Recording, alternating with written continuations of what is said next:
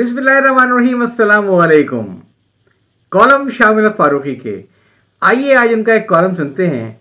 जनाब कायद आज़म, ये ख़त पढ़ लीजिए। ये कॉलम 5 अप्रैल 1999 को शाये हुआ था। लिखते हैं, जनाब कायद आज़म मरहूम, अस्सलाम वालेकुम। हम सब खैरियत से हैं और आपकी खैरियत के लिए दुआ गो। हमें यकीन है आपको अपने ख्वाबों की सरजमीन से कोई अच्छी खबर बहुत दिनों से सुनने को नहीं मिल रही होगी, जिसकी वजह से आप यकीनन बहुत उदास होंगे। अभी पिछले साल आपके एक रिश्तेदार सिकंदर अली को चंद पुलिस के एहलकारों ने एक नाम नहाद तफ्तीश के दौरान जमशेद क्वार्टर के थाने के अंदर हलाक कर दिया, तो बहुत से पाकिस्तानियों ने सोचा था कि इस खबर से आपकी रूह को और ज़्यादा सदमा पहुंचा होगा। लेकिन मेरा ख्याल है कि ऐसा नहीं हुआ होगा, क्योंकि आपने अपने कौल अमल से हमेशा ये साबित किया कि तमाम पाकिस्तानी और तमाम मुसलमान आपके रिश्तेदार हैं। किसी को अपनी ख़ानदानी क़राबत की बिना पर आपने कभी कोई तरजीह नहीं दी। इसलिए सिकंदर अली की अफसोसनाक हलाकत की खबर से आपको सदमा तो ज़रूर हुआ होगा, लेकिन यकीनन इतना ही जितना किसी बेकसूर पाकिस्तानी की हलाकत से पहुंचता है। बहरहाल आपको यकम अप्रैल के रोज़नामा उम्मत की यह खबर सुनकर बहुत खुशी हुई होगी कि सिंध के गवर्नर ने सिकंदर अली के कत्ल में मुलव्विस 5 पुलिस एहलकारों की मुअत्तली के अहकाम जारी करते हुए उनके खिलाफ महकमाना कार्रवाई का हुक्म दे दिया है। शायद आप ये सोचेंगे कि महकमाना कार्रवाई का हुक्म देने के लिए गवर्नर साहब को तकलीफ करने की क्या ज़रूरत थी, क्योंकि ये तो बहुत निचले दर्जे के किसी भी मुसलमान अफसर, ग़ालिबन आईजी या डीआईजी का काम था। लेकिन कायद आज़म, आपको तअज्जुब करने की ज़रूरत नहीं है। बहैसियत कौम हमारा वतीरा यह है कि अगर हम किसी गुस्ल खाने की मरम्मत भी कराते हैं तो उसका संग मरम्मत किसी मुल्क की बड़ी से बड़ी शख्सियत से रखवाने की कोशिश करते हैं। इस तरह हम लोग संग खिश्त के मामले में बहुत खुद कफील हो चुके हैं। जनाब कायद आज़म, अब आप मुझसे पूछकर क्या करेंगे कि महकमाना कार्रवाई की बात तो ठीक है, लेकिन चूंकि ये कत्ल की कार्रवाई थी, लिहाजा इसके लिए फौजदारी कार्रवाई भी होनी चाहिए थी। इस फौजदारी कार्रवाई का क्या बना? मुझे अफसोस है कि इस बारे में मैं ज़्यादा नहीं जानता।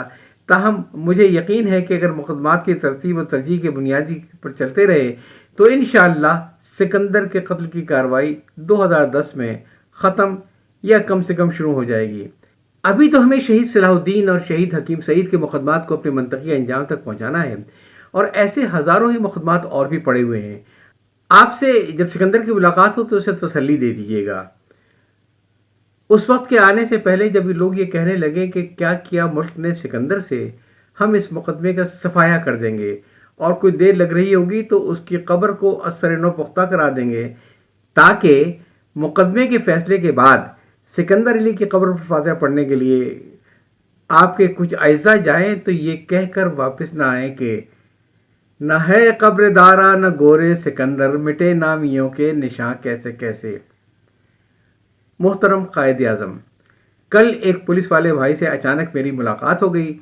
मैंने उनसे पूछा कि ये आप लोगों ने मावराए कत्ल का क्या सिलसिला क्यों शुरू कर रखा है।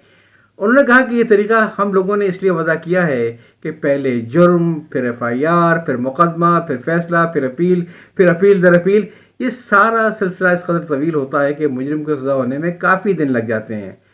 लिहाजा हम लोग खुद ही मुश्तबा अफराद को ठिकाने लगा देते हैं। इस तरह मुजरिम का सफाया होता है और जुर्म में कमी हो सकती है। मैंने कहा, इस तरह यह भी तो मुमकिन है कि बेकसूर मारे जाएं और कसूरवार दंदनाते फिरें।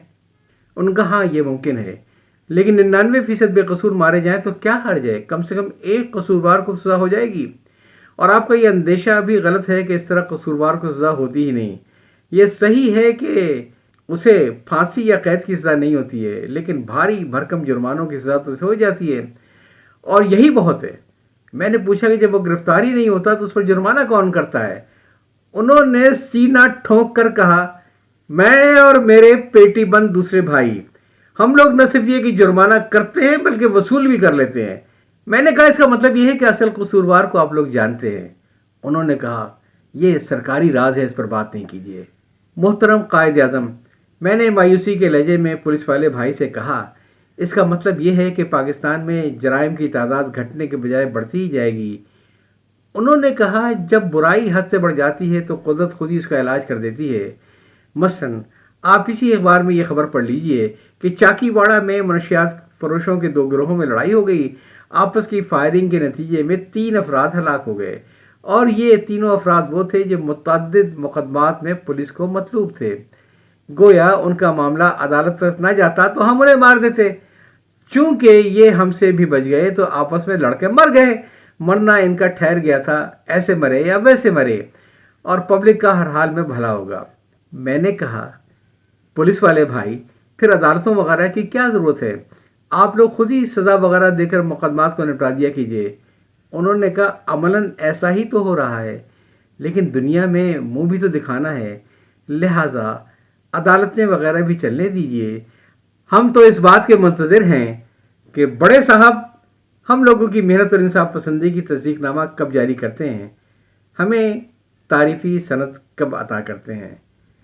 میں نے اداس لہجے میں کہا، آمین ثم آمین، اور اللہ ہمارے حال پر رحم کرے۔ کالم آپ سن رہے تھے جناب قائد اعظم، یہ خط پڑھ لیجئے گا۔